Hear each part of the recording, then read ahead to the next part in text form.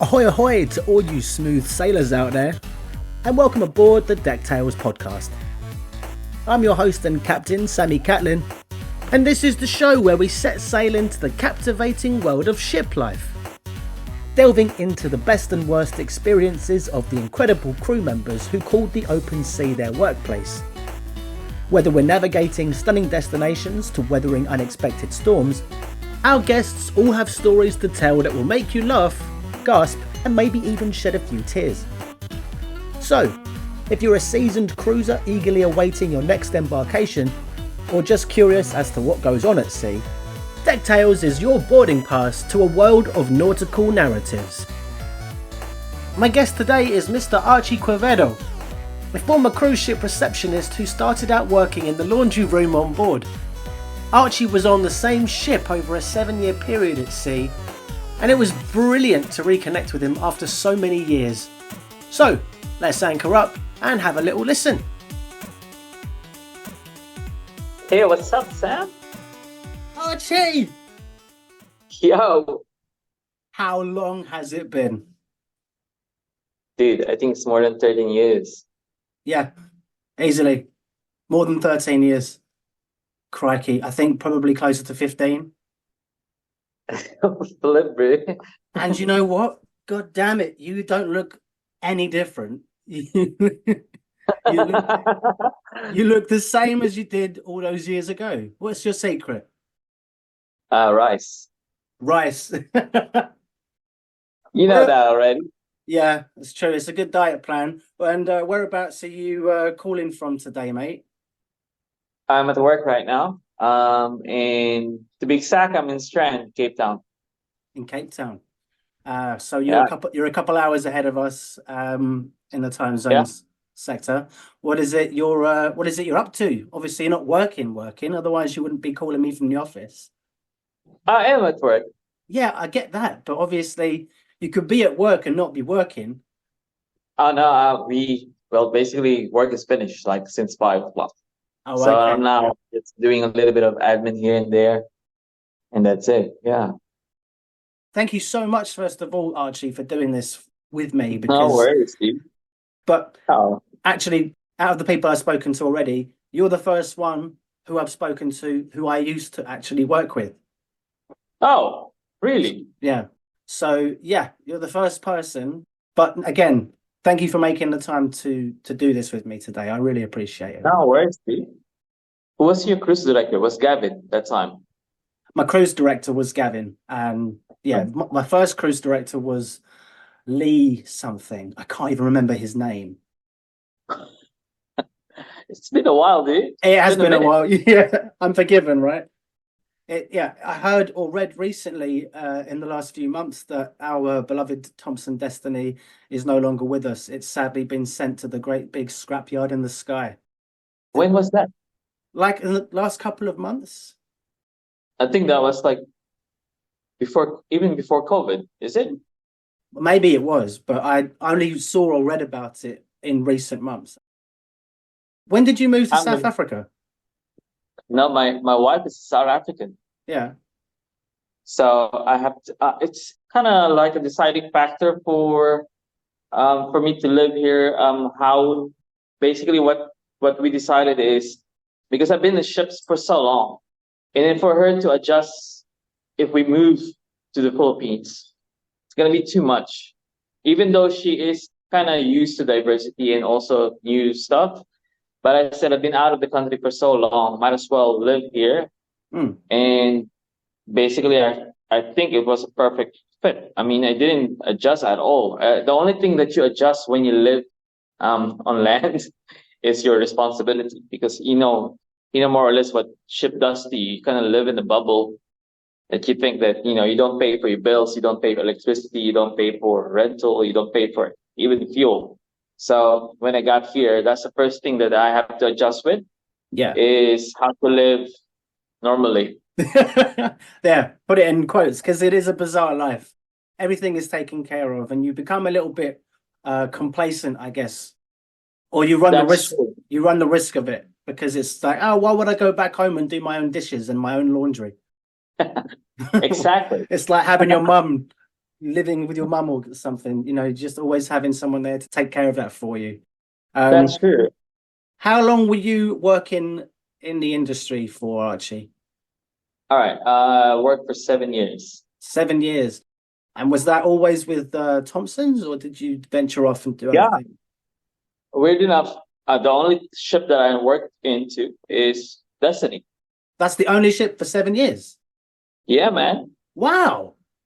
So before it became Destiny, I think it's the last season of Sunbird. It was the Sunbird before it was the Yeah, Destiny. Okay. from Royal Caribbean. And it was air tours. No, originally it was Royal Caribbean, and then it was Air Tours, Right. and then Thompson. Okay. I had no idea you were such a ship loyalist and that you stayed with them the whole time. I guess that rules out one of my questions, which is what was your least favorite ship? Yeah, but I didn't request it or anything. Yeah. I really don't know what happened. I just think I just got lucky that I was on the same ship every every contract. My first contract, I was a laundry guy. I don't know if you knew that. Are you a laundry guy? You working in? That's right. You were working in housekeeping. Yeah, And that was my first contract. and your brother Reggie, he was an engineer. Yeah, I remember Reggie. Is he still doing it, or has he gone off doing something else now? he is working. He's working for Disney. He's one of the top engineers for Disney. He's currently in Papenburg, Germany. Oh wow! Well, go for Reggie. Yeah, That's great. yeah. Is he your older brother or younger brother? I can't remember. He's my older brother. By how many years? 4 years. 4 years. Again, I couldn't really tell the age gap. Yeah, I mean, he had longer hair. yeah. I don't know if he still kept that look. No, no, no, no. His hair is almost like yours, almost as silver as yours. Well, I had my hair cut. I had my hair cut especially for you earlier on, Archie, just for this interview. Is it? If I have to, I'm sorry I have to bring this up, but when I saw you on that movie, it's more or less the same. What movie? When you were an extra, Oh, but you have to narrow it down. London, London. Oh, yeah, London Has Fallen. Yes, Yeah, I had a bit less grey in my hair back then. yes. But Gerard Butler, that was one of my first experiences when I was on a set, and the main cast member actually spoke to me. Normally, when you're on set and you're with these big name Hollywood actors, as a rule, you can't go up to them and approach them to start a conversation. You've got to remain professional and only kind of really speak when you're spoken to. But he came over and started up a conversation with me about the weather.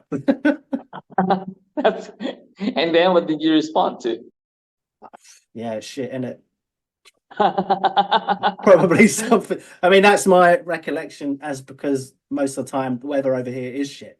So, as I can't remember exactly what I said word for word, I would imagine it would have been something like that. I can't remember. But I like the scrap, right?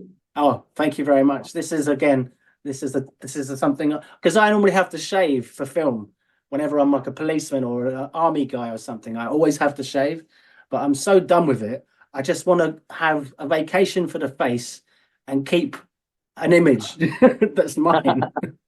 And I grew it for the first time in COVID during lockdown because there was no filming. Oh, And then I had to shave it all off for a couple of days of filming, and I was back to being Sammy Boy from the cruise days. I look no, about. but you do have a baby face. I'm sorry. That's fine. I take it. I'll have a baby face all day long. It's not. There's worse things you could be known for. Maybe I'll put that in my handle, Sammy Babyface Catlin. Sounds good.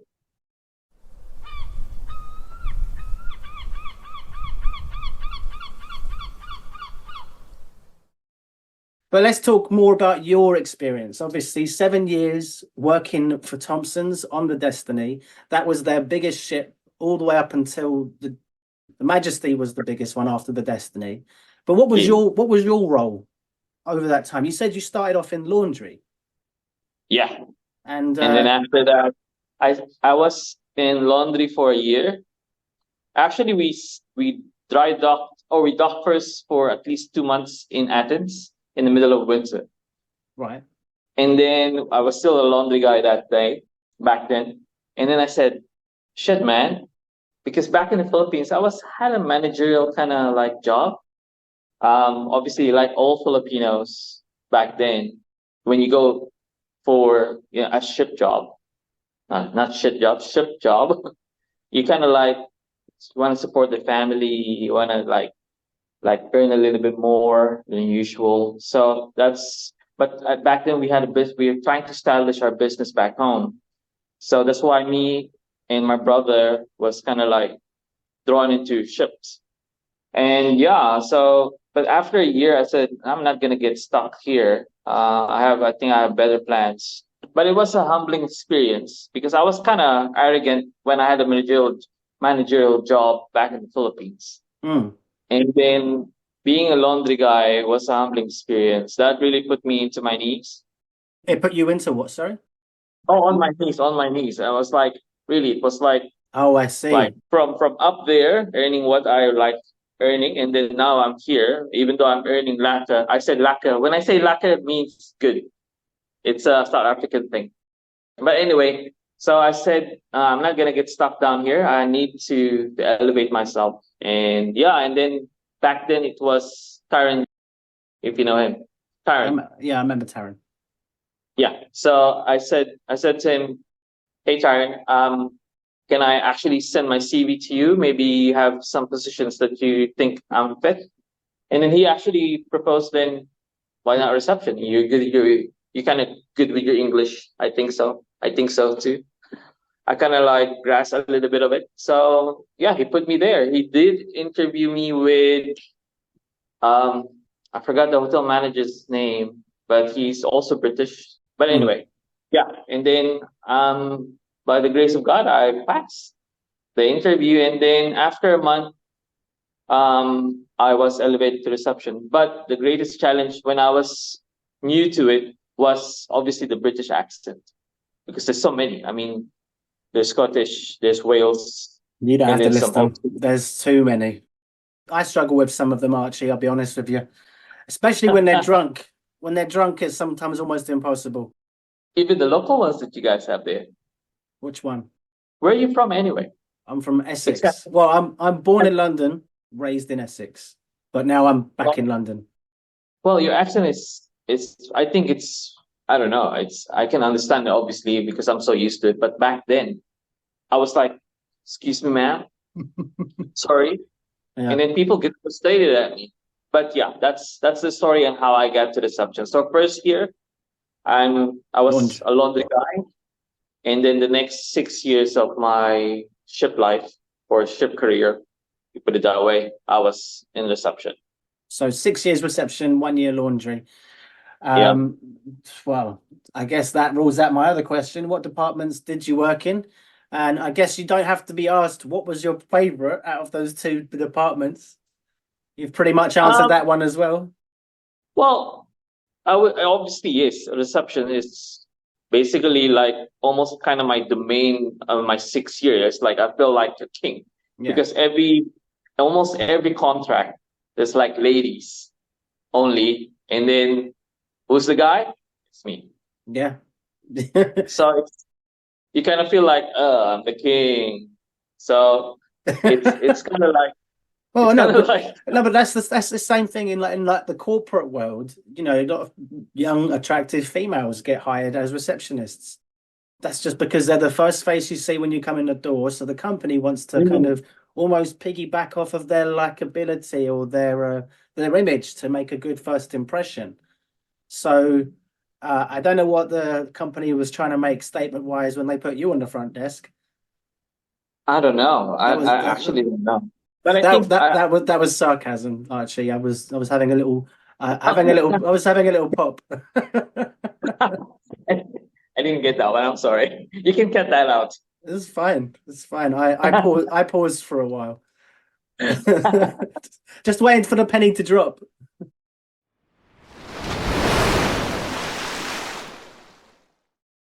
Okay. let's go diving now. What was you did the Destiny only, so was that always the Canaries and the Med and the Canaries, or was there ever a change Well, of destination? well, we had my first ever crossing. Obviously, was when because I joined like November, October. Oh no, late November, November 24th, 2004. I still remember my joining date, my first ever. And then we were in Civitavecchia, and then we were getting ready for the crossing to Atlantic en route to Brazil. That was the That first and was only time. that was the first and only time we were in Brazil. Yeah, Mm. and that was crazy. There was a lot of when it's Brazil, every crew is going gaga about it, especially the men. What for like Rio de Janeiro? Where was you docked? Yes, we had a 3 day overnight in Rio de Janeiro. So you can imagine what's happening there. What happens in Rio in 2004, Archie? I've not been there. It's not checked off my list yet. Is it? Have you been in Brazil? No, I haven't done much of South America, unfortunately. I've only really done Ecuador briefly Uh-huh. and Mexico. Uh-huh. Well, Brazil, if you're a seafarer back then, and if you hear about Brazil, only one thing comes to mind.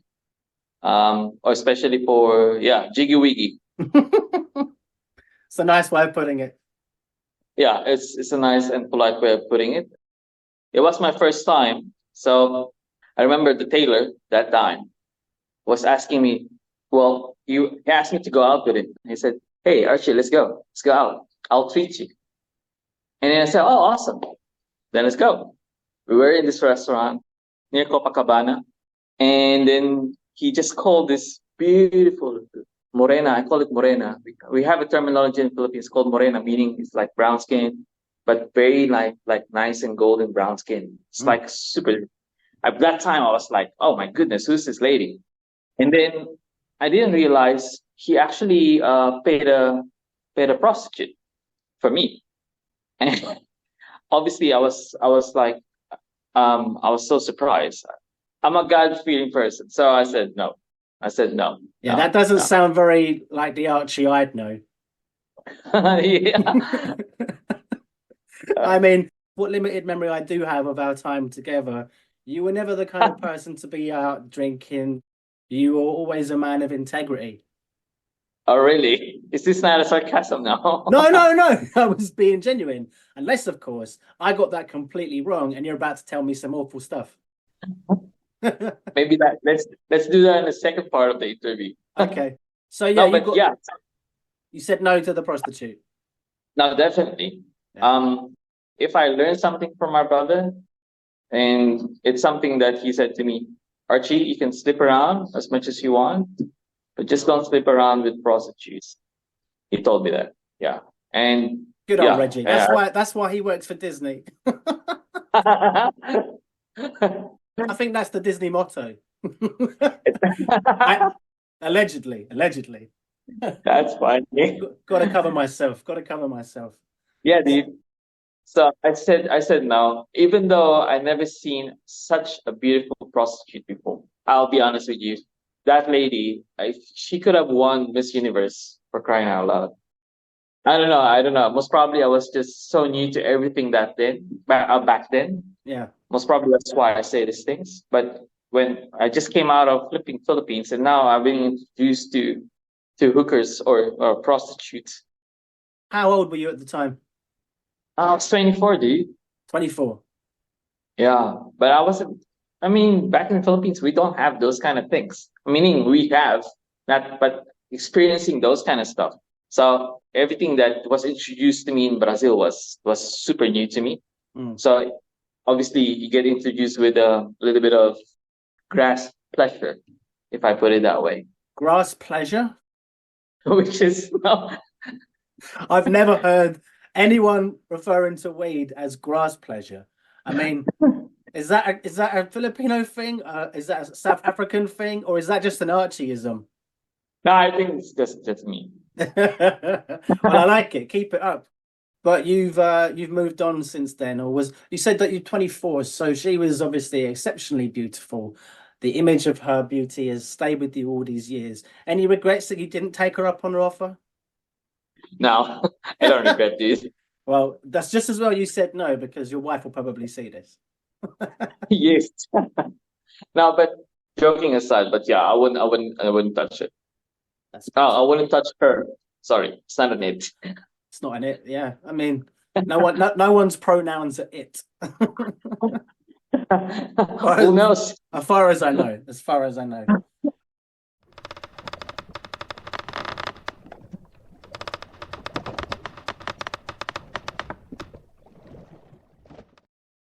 Right.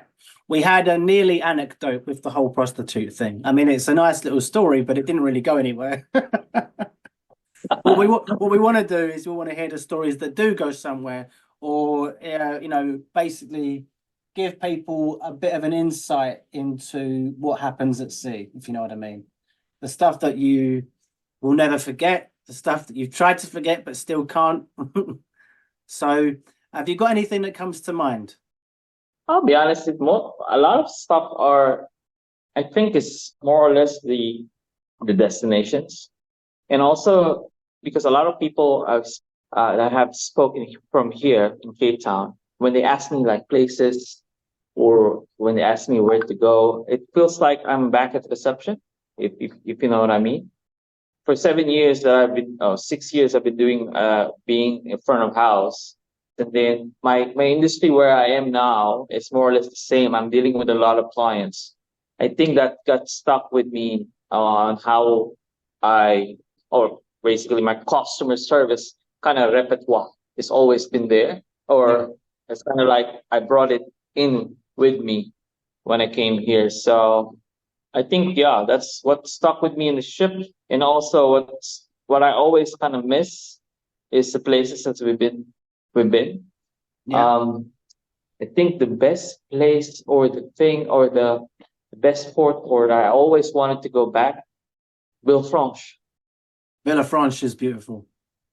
Yeah, that is the place that I always wanted to go back to.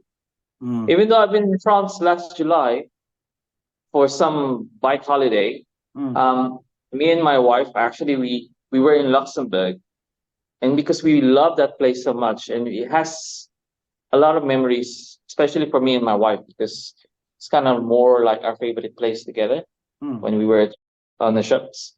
So that's definitely something that I always want to go back to because it has good memories with it. But yeah, and then yeah, but aside from that, what I take from the ships is what I learned from the ship is yeah, me, customer service, handling complaints. You said your Yeah. wife worked on ships, Yes. so you met her on the ship. Yes. She was Don't tell me the don't tell me she was a receptionist as well. no. No.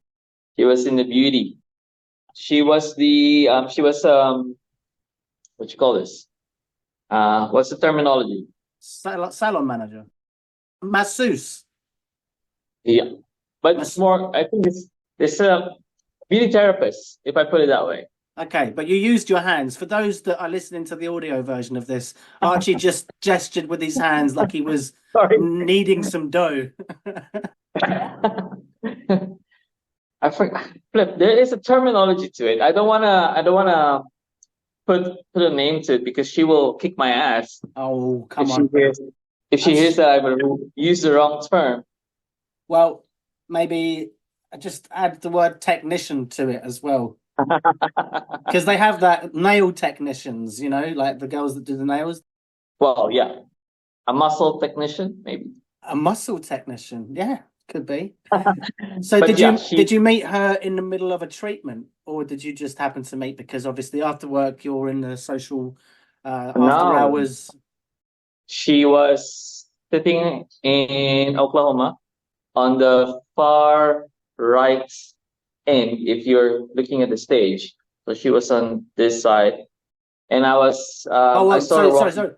So she was working in Oklahoma, the lounge.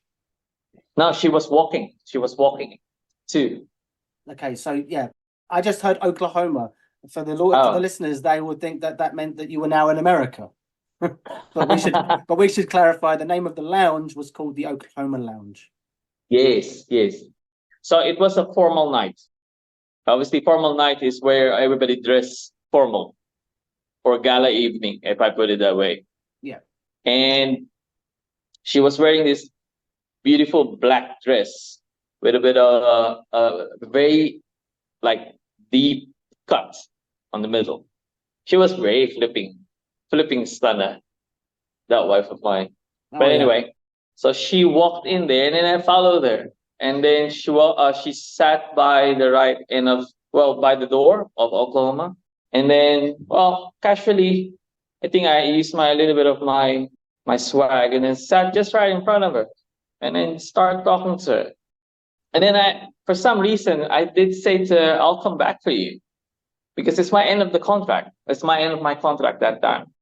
And I said, I'll come back to you. I forgot the entire conversation, but the thing that I told her that I remember the most is, I'll come back for you. And then I did come back for her.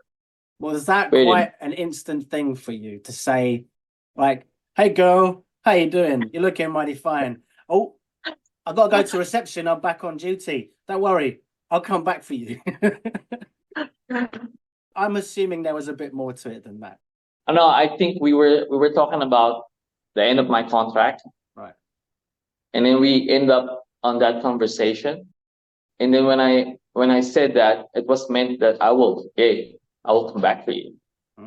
Yeah. So that kind of like meant kind of like, okay, cool. But she was saying, ay, ay, at the end of that sentence, and then she responded, ay, ay, ay, ay, ay. I remember this so vividly. And then it was actually funny because who's this idiot talking to me? She said to me that. He's very forward and, he has great intentions, but almost a bit stalkerish. He's only just met me and started talking to me, and yet here he is professing that he'll basically come back on this ship again, just in the hopes that he might meet me again. I mean, it's very romantic, Archie. I won't take anything away from you there. That's lovely. It was, if I was the lady, that I would consider that as a flipping pathetic line. A flipping pathetic line. But it's a very nice sentiment, and obviously when you did come back, after how many weeks or months had you been away? A month. Yeah, and then you basically hit the ground running as soon as you came back. When you were coming up the gangway, she was like, "Archie, you came back for me as you promised." Not at all, dude. I have to work my ass off. Well, those are the ones that worth keeping. Different. The ones you have to work to keep are the ones worth keeping. If they just fall in your lap, then it's probably not going to work out.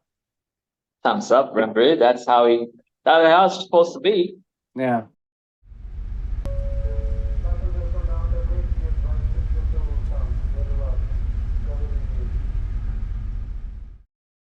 Archie, is there a standout scariest moment that you encountered whilst you were on the Destiny? And did it make you think, oh shit, like if this was an emergency, how would you have reacted? If that makes sense. Like, was there a scary situation on an excursion or a particularly stormy night? One of those two? Fortunately, I didn't have any experience. We had like super rough seas. Yeah. But not to an extent that I got scared. I mean, I think I have good sea legs. I think the only time that actually I was kind of like more anxious is when I was almost late for the ship. Meaning I was offshore, and then I forgot the time, and then they were like almost leaving when I just managed to. So I think that's the most stressful time that I remember. I think the port was Ajaccio or Ajaccio. Yeah. I don't know how to say it properly. Ajaccio, Napoleon's hometown. Yes, there you go. But you know what? I remember being on the Destiny once, and there was a little girl at reception, and she was crying because of the storm and how scared she was. I don't know if you were there at the time, but she was crying, and I think her mum was with her, but she couldn't get her to stop crying. So this receptionist, she came over and she was doing her best to comfort her, but it kind of went a bit awry because she said to the girl, "Oh, are you scared? You know, I've been on ships for 5 years, and this is the first time that I've been genuinely terrified." That's very comforting. Yeah, thanks very much. You just made that a whole lot worse, or a whole lot But better. yeah, I think not scary experience, but more kind of concerned. I have in my entire ship career, I had two deaths in the ship. Two deaths. Two Like, deaths. Oh, okay. so the first one was a big guy. We were in Lido. I was eating my after shift kind of like dinner. And then you just hear this bang on the floor. Boop. And then this massive dude just choking to his death. And then obviously we call the doctor Flip. In retrospect, I feel like responsible. I should have just do what I was taught to do, like Heimlich, but he was lying on the floor for me to put him up and then perform Heimlich while sitting. It's kind of impossible because if I do Heimlich, he's so big. I think if I try to hug him, it's like this. And for context, obviously you're sitting behind a desk. You're sitting behind a desk, Archie. But for the Yes. listeners and the Oh, viewers, sorry. you're only what, 5'4"? 5'4". Yeah, I got that right. Yes, but for me to wrap around my hands around Yeah. this big dude, Yeah, he's sort of like a former rugby player, but I cannot do anything. So we just Yeah. called the doctor, but well, it was just too late. He died on the spot. Oh wow.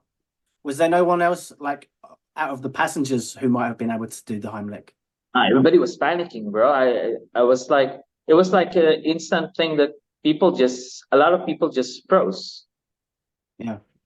I don't know if that's something that's kind of happened to you or something, but didn't know what to do. And then so people start running, calling doctor, and then yeah, so he didn't make it, unfortunately. Yeah, that's sad.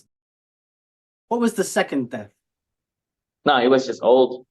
Oh, okay. Well, there's no story there if he just died There of was natural causes. But what's the funny thing about it is, not really funny.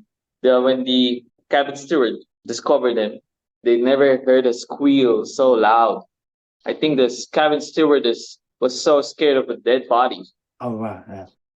But I think I told you before this interview, there was a story about a couple having a jiggy wiggy, and then the dude died while performing the deed. Sorry, Right? there was a couple doing the jiggy wiggy. Yeah. The dude passed away in the middle of the act. Yes. Okay. But that was a crew. That wasn't a passenger. It was a crew. Ooh. Oh. Okay. It's not something you'd expect. Well, to happen to a young, healthy person, unless they were a Well, really old crew member. I don't know. But oh no, I actually had 3 decks. He was quite old. I don't know if you've seen him in the engine department. He's one of the Polish guys. Quite tall, big dude. I don't know if you know him. I don't know if you've seen him. Maybe in my mind's eye, I remember if I saw a picture. What happened to him? Maybe. Also heart attack. Oh, he had a heart attack. Yeah. Whilst working or in his cabin? Yeah. Wow, working. Oh, well, it's down in the engine room. Those are high pressure environments for stress. It's also very hot, but he's quite old. It's like almost 60 that time. No, not quite old. It's not really old. For a seafarer, for you to be there, it's around that age. I think that's old. What's hotter in your experience, working in the laundry room or the engine room? You obviously went and visited your brother down there a few times. Um, no, engine's definitely hotter, Yeah. especially back those kind of old ships. She's an old lady. I mean, Thompson Destiny was an old lady already when we were on board.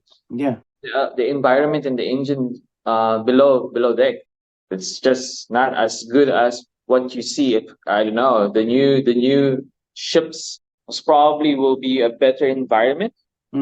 But the only thing that's worse when you are in the laundry room, and particularly in Thompson Destiny, you're just right in front of the ship. So when the sea is rough, you feel it the most. Yeah. Yeah, exactly. You feel it the most, and it's horrible. I mean, people work there with garbage bag. We have a big like steam roller. Yeah. Oh, Um, I think you saw. I think when you were in ship, you must seen one. And then on both ends, when two guys are actually inserting the bed sheets, we normally hang plastic bags there. So when you're ready to puke or to vomit, you literally just open the bag and you vomit in the bag and you continue working. and you make sure that you didn't get any on the laundry. That's one thing that you have to be sure. But yeah, a lot of people, even though they have been in ships for many years, there's a type of role that everybody has to. There's a different role for different types of people. So some people get nauseous when there's long rolls of When it swells. when it swells, when big swells, and then there's people who get nauseous when it's like small swells or side by. Oh yeah, exactly, Listing. side by side. Listing. So I normally get nauseous when it's like big, heavy, long ones, and then you don't know where it's coming down, and then sometimes it goes down so instantly you actually like feel like you just got left out of the air, and then you just Yeah, you become weightless. exactly. Yeah, you feel weightless and then you just hit the deck. That happened like once or twice in So my obviously, the bigger the swell, the harder the slap when it hits the ocean. yeah. I had a cabin that was literally at the very front of the ship, and it was above the bow thrusters. And it used to be a passenger cabin, but the passengers were paying $1,000 a night on that ship. So there was no way a passenger would want to stay in that cabin. So they basically cut it in half and made it into two crew cabins instead. But I remember waking up in that cabin on the first day I basically moved into there, and I What thought I ship was was that? Sorry. that was the Silver Cloud with Silver Oh, Sea. Silver Cloud. Yeah, and I remember waking up one morning, the room was shaking like like an earthquake, and I thought I was going to die. I thought the ship was going down because I was waking from sleep. And I was like, oh, we're just coming into port? That's ridiculous. Everything that was standing up on my desk or whatever was all over the floor. So I made I made a habit out of making sure that before I went to bed, I put everything away first. But It's not so massive of a ship, right? Silver Cloud. it's not a massive ship, no. Yeah. It was a small one.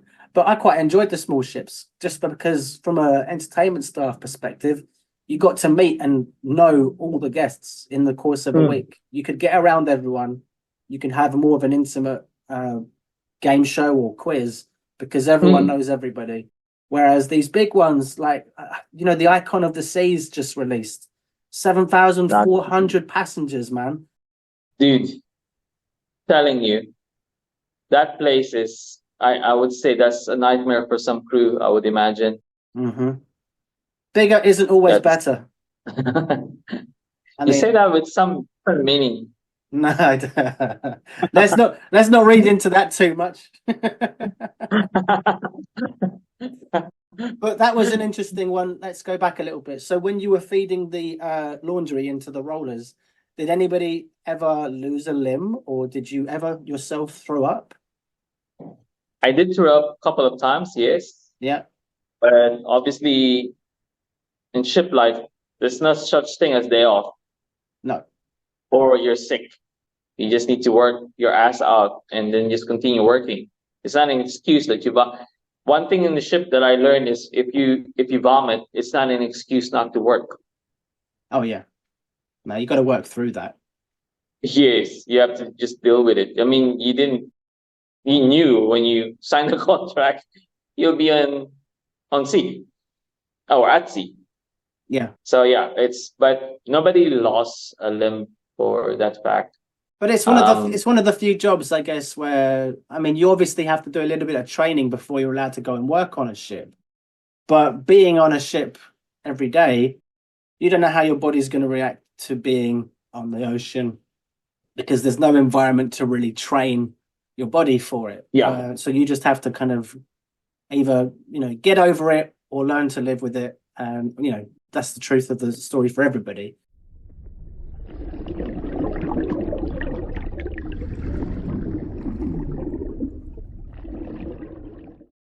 Do you have a particular story that comes to mind as one of your more embarrassing situations?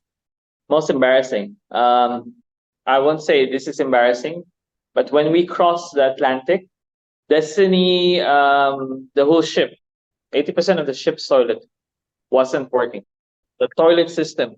So the toilet system of the ship is like in a plane, on a plane. It's like vacuum system. Yeah. So it stopped working when we were crossing the Atlantic for at least a good 3-4 days. Oof. You can imagine the chaos. So one evening, it was actually pretty quiet that evening, even though the toilet wasn't working.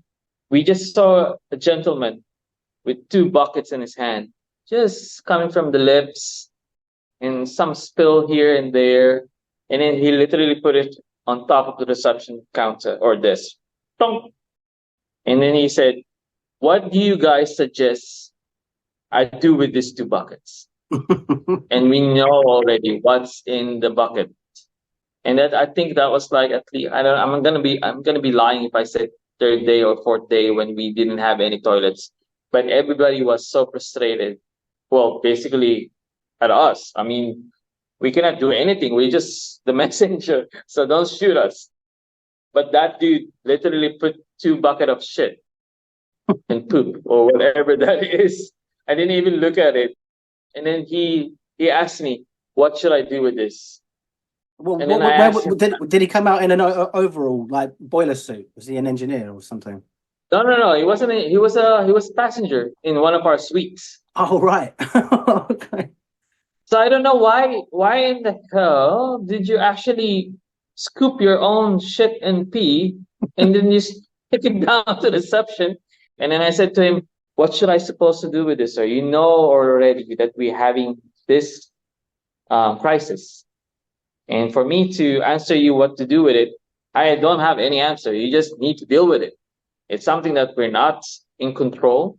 And, well, like standard answer, our technicians are working their very best to solve the problem." So, yeah, dude, that's one. I think it's not embarrassing, but for him, I think it's so. It wasn't a good experience, but it was something to remember. You couldn't say, "Oh, just throw it off the back." Whatever you do, don't throw it off the side because somebody might be sitting on their balcony and you might catch them. Throw it off the back so it doesn't hit anyone. It's not really the done thing, but in the emergency situations that do occur, what else can you do? Yeah, you're in the middle of the sea. Why don't you just throw it away? That's very good suggestion. I should have just suggested that.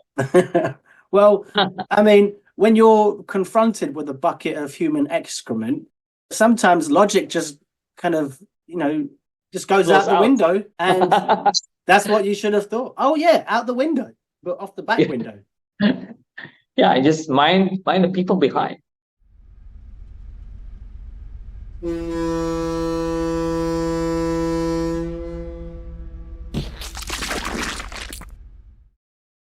Strange customer complaints or requests that you might be able to think of? Yeah, I have one that I remember. It's a Russian dude. Yeah.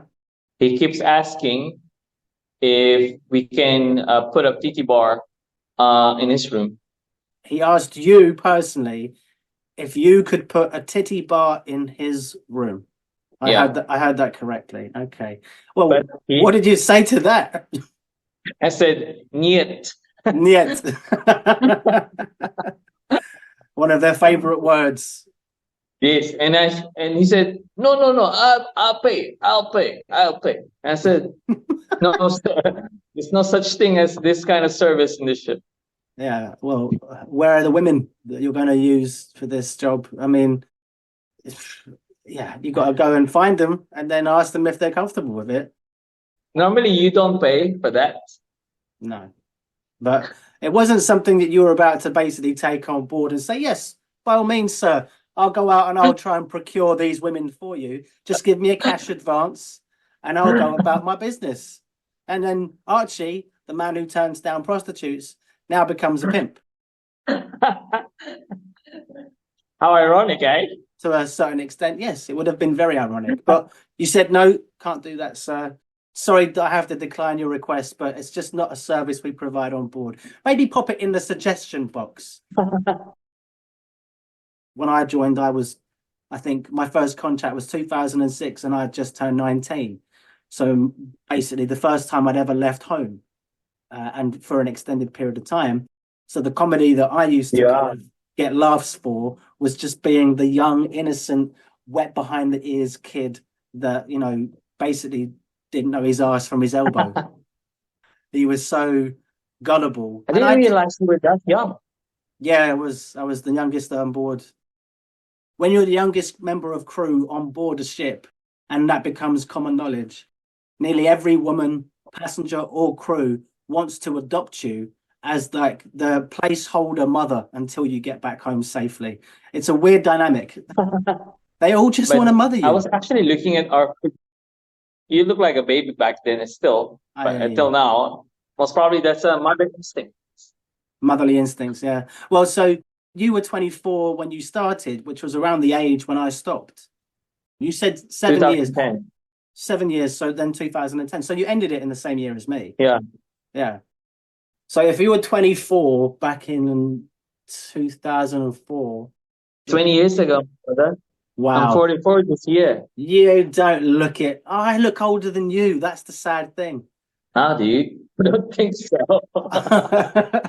You still have that baby face, Sam baby face that I know. You're just missing a couple of pimples, though.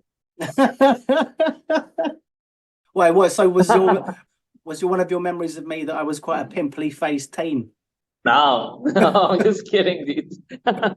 I don't recall ever really having massive flare-ups though, but you know, it's different for everybody. Anyway, bro, I'm telling you, when I was in high school, I was called pimple with a face.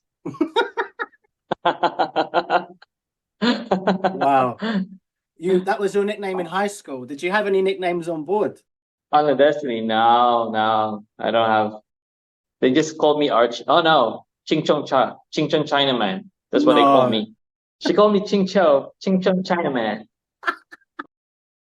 I won't say her name because you know that's for her to basically. She's got to come back and defend this statement because that's cancel culture. But that was back then. Oh my goodness. That's back when cancel culture didn't exist. Yes. I think out of all the ships I worked, the Destiny was my favorite for the crew. And obviously, when I interview somebody from one of my other ships, I'll have to say that the crew for that ship was my favorite. But in the purposes of this interview, the Destiny was my favorite. I'm not just saying that. I'm joking. I do mean that. I do mean the Destiny was my favorite because it was my first ship. And it was like, you know, everything was new to me then and everyone embraced me like the baby I was. And I had such an amazing kind of introduction into life at sea. It was hard to kind of say anything negative about it. But going back to excursions real quick, were there any standout incidents, complaints? Oh, no. We had one. I went to biking excursion. So this is from Villefranche to Nice. You literally have to go ride a bike from Villefranche to Nice. But we had I think people weren't briefed like very good. They forgot about the uphills. And we have a couple of guys and ladies who are a little bit unfit. Sure. A little bit more chubby, if I put it that way. I love watching you tiptoe around this. This is beautiful. And they forgot that there are uphills on a bike tour. But I think it's also kind of language barrier that he didn't manage to explain that entirely to the guests. So halfway to Nice from Villefranche, we basically have to turn around because half of the guys were already gasping for air. And the entire tour was a disaster. Nobody can pedal. Everybody's unfit. Everybody just complain. Maybe the learning curve from that would have been like, if they want to book that type of excursion in the future, you have to go first before you can accept the booking for the tour, to go with them to the gym and basically give them a similar amount of time and distance on the bike to see if they can hack it. And then only then can you take their money. I think now it's easier because now we have e-bikes, right? Oh, yeah. And segways. Yeah, exactly. So back then we didn't have those things. So if I put it in perspective, now it will be easier to do those kind of tours without any hassles. Yeah. And you don't have to also complain when you get to the reception. I was like prepping for those passengers to come to reception in the afternoon when we come back, and then they complain about the tour. They complained about their own lack of fitness. Well, they said they weren't informed. I said, bloody hell, if you can see the mountains from the flipping shore, that there's going to be uphill. So, yeah, that was a disaster. But you live and learn. Yeah, one of those things. Yeah, I mean, I did a half marathon last year and a couple of years before that. And in between it, I was working for the company that put the marathons on. So I was part of the crew that would set up the rest stops along the way. Some people had paid to do the 100K, and after about a mile, they were like, done. They were done because they were so unfit. And they had the cheek to come over to us at the rest stop and ask, is it okay if I can take a medal and a T-shirt? And you just got to say no. You didn't earn it. Why would you get a T-shirt that says you ran 100K when you did 1 mile or something? You'll be living a lie. Don't let me facilitate that. You have to own your mistakes. Otherwise, the medal means nothing. I mean, that's just my perception of it. Exactly. They just wanted to get the Instagram picture of themselves at the finish line saying, look, I did it. And really, it was just like, well, you just walked to it or you drove to it. Yeah. I would say about the British guys, especially the old British guys, they always look for a pole for some reason.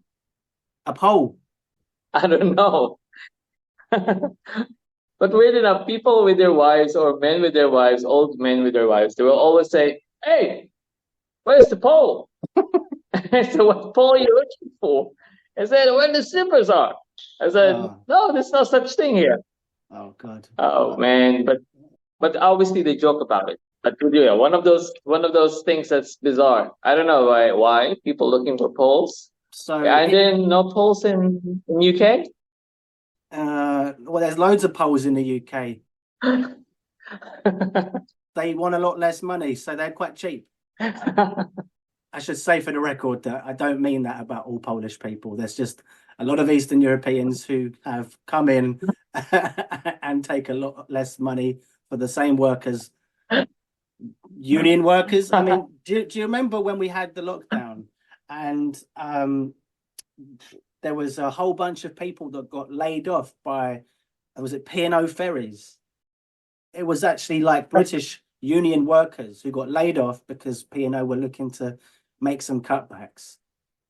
And then so what they did was they employed a bunch of, I think, a majority of hiring spree of Indian workers who were like a quarter, maybe less. I can't speculate because I don't know. Let's just say they were being paid a lot less than the union workers from Britain, from England, who had basically been there for a long, long time. And there was a lot of built up traffic and delays on shipments of goods because the ferries weren't running back and forth. And these guys who they brought in to fill the roles of those who they'd cut illegally, they weren't passing the safety requirements needed to be able to take the ship out. Until they passed those tests, they weren't allowed to go out. So they kept on having to kind of redo their tests. And eventually they were allowed to go out, and then they could pick up the slack and help with the shipment of goods. But it was a process, obviously. You know, you and I were nowhere near working on board cruise ships when lockdown came.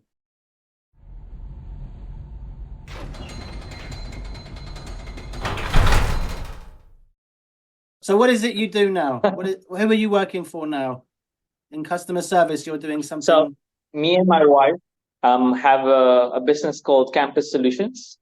right? It's nothing to do with school. It's just we thought of campus as a synonym to a place of gathering. So to make this story short, we became a printing company. Originally, we wanted to be a hub where people, it's almost like a cafe that also help people. So when you go to a meeting, you don't have to go to a printing shop. You just go to us as a cafe, and then you print your stuff to us as well. So basically, it's more or less like a easy business solutions, like a turnkey. Like a turnkey. Yeah, like a complete turnkey of a business solution. So you don't I have see. to, you just need to do your business or all your business stuff in one place, which is Yeah. us. But that really didn't pan out as much as we want to. So we became a fully printing company instead of a hub. You know what I mean? Okay. If that makes sense. So you're doing this full time. I'm assuming the Campus Solutions is your baby. Yeah. Yeah, it is our baby. It's been running for 9 years. Oh wow. Are you in the office that you rent, or is the whole building something you rent, or how is it one floor, or how The does it work? the building belongs to my wife's father. So you see, I had a grand plan, you know. That's why you said to her, "I'll be coming back." Not knowing that, you know, but anyway, Yeah, that's of off course. topic. Of course. Or else I will be out of the will if I reveal my true intentions. So don't No, mess it look, about. no. Mark my words, Archie. You will not come across the villain in this. If anything, I probably look worse for just implying it. But you've got this business going for 9 years, and No, but it's great. So Campus Solutions, is there a website? If people in South Africa end up watching this, they can find out about it. So yeah, we are a commercial printer. Our website is campus.solutions, and we do printing from as small as business cards all the way to gazebos or even branding your vehicle. So yeah, give us a shout. And then aside from Campus Solutions, I have a passion project. It's called kamikazeapparel.co.za. Yeah, Kamikaze Apparel. this is for mountain biking. Yeah, it's a passion project. I love mountain biking, so it was introduced to me when I came here. That's the side hustle. Yeah. It's good that you have time for a hobby. I wish I had that. One of these days, maybe I will. But Come on, Sam. Come on. But can I insert like my a quick experience about the horrific things that's happening on sea? When we were crossing Atlantic, people from the sanitation department are throwing garbage to the Atlantic, and I was like, guys, what are you guys doing? And they said, no, this is the captain's order. And I was so shocked. I said, oh, waste. I said, that can't be true. But it is what it is, apparently. When they say it needs to be thrown out, it's going to be thrown out. what year was that? That time, obviously. First year. First year. And so you didn't see it continue on the ship, on the Destiny, all the way up to 2010, or was it just that first contract? No, that was the first contract, yeah. You never saw it again after that. I don't know. Most probably I didn't caught them or see them after that.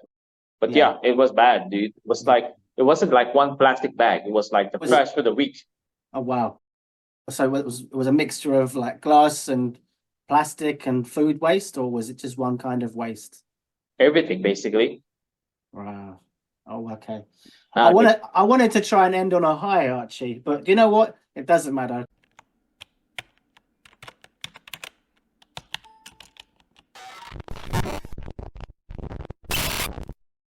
Was there a highlight, best moment that stands out for you?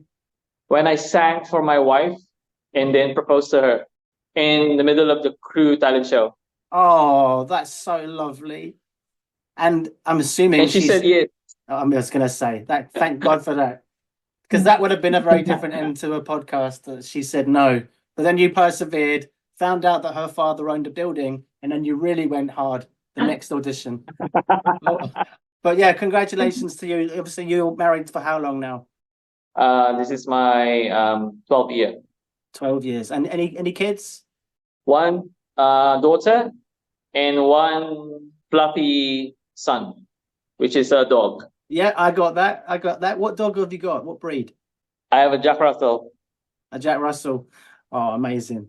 Well, it sounds like you've got the happy ending that a lot of people kind of aspire to once they leave ships. You've got your own business, you've got a wife, you've got a dog. I'm aspiring to be just like you by the time I'm 44, Archie. It's never easy, but it's all hard work. It's all hard work. Like what you said. Yeah, of course. Well, I want to say one more time, thank you so much for giving me your time this evening. I really appreciate it. It was an absolute pleasure. Yeah, no, I really enjoyed it. It was nice to hear your insights to the beginning and the end of your career in as brief as time we've had. But yeah. Yeah. Okay. And then come by Cape Town when you get time. I will. Thanks again, Archie. It's been amazing. Take care, brother. See you, my bro. Hopefully see you soon. Lekker. Bye. Bye-bye, mate. So there you have it. That wraps it up for this episode of DeckTales. I hope you enjoyed it. If you've been entertained by the tales of laughter, camaraderie and the occasional stormy sea, don't forget to subscribe, rate and leave a review. Your feedback helps us to navigate the podcast waters and continue bringing you these fascinating stories. Before I sign off, if you'd like to share your own ship stories for future episodes, then I'd love to hear from you. Simply get in touch over the socials because after all, the best stories often come from our listeners. As we navigate through the waters of life, remember to enjoy the journey as much as the destination, as well as those you choose to share the adventure with. I've been your captain, Sammy Catlin. Until next time, fair winds, smooth sailing, and may your adventures be as unforgettable as those shared on DeckTales. Bon voyage.